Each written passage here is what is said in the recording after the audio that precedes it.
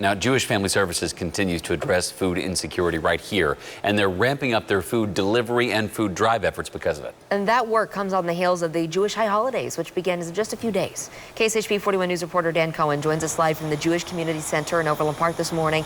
Dan, people still need food. People still may not know where their next meal is coming from, and a lot of people.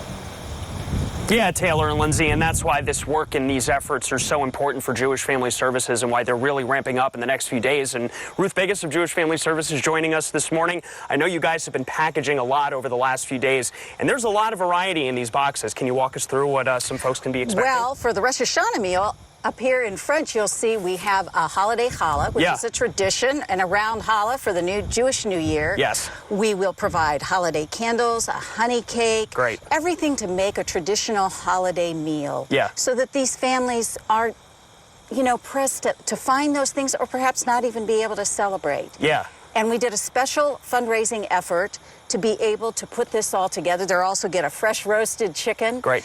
And our community was so generous in stepping up and helping. This is on top of everything else that we do every month. And I want to get to that. And here's what it looked like yesterday. You guys were packaging a lot of these boxes that are going out to families.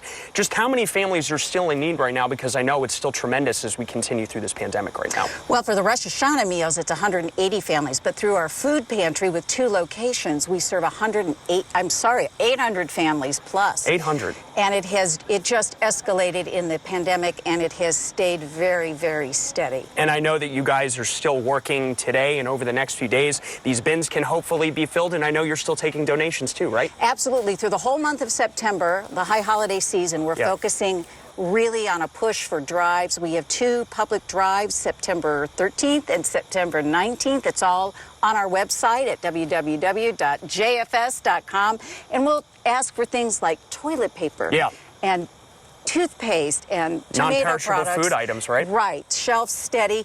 But for these items, you can't get them with government assistance. Right. But we know our families need them, so we provide those as well. So we always need to stock the shelves. And just again, 800 families, aside from the high holidays, it seems like this has still been a steady need since the pandemic began. It hasn't gone down, right? It has not gone down, and we anticipate that it will continue as the pandemic continues. Families are just still struggling. It's tough. It's tough for everybody. So any support and help we get from the community is so appreciated. You heard it from Ruth, Taylor, and Lindsay. This is still such an essential need in our community. They're doing great work, and they're serving a lot of families as we head into the month of September. Back to you. It's so many people. These are our neighbors that are it's a hungry. Need if you're not paying attention, you won't see. Absolutely. So, Dan, with this push around the Jewish High Holidays, we've talked a lot about religious observances, what they look like as the pandemic continues. What do some of our local synagogues have planned for that?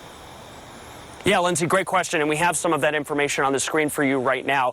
2 of the congregations you see on the screen right now, some of them have limited capacity in-person services planned for the Jewish New Year beginning Monday night, going into Tuesday and Wednesday. Masks required inside with streaming options available. And then 2 additional Congregation B'nai Yehuda and Congregation Ohev Shalom, they are not doing in-person services at all, streaming only. There are some outdoor options available, Taylor and Lindsay, but as you can see, the pandemic is still affecting the ability for these synagogues to observe in person, and that will continue into next week. Dan, thank you very much.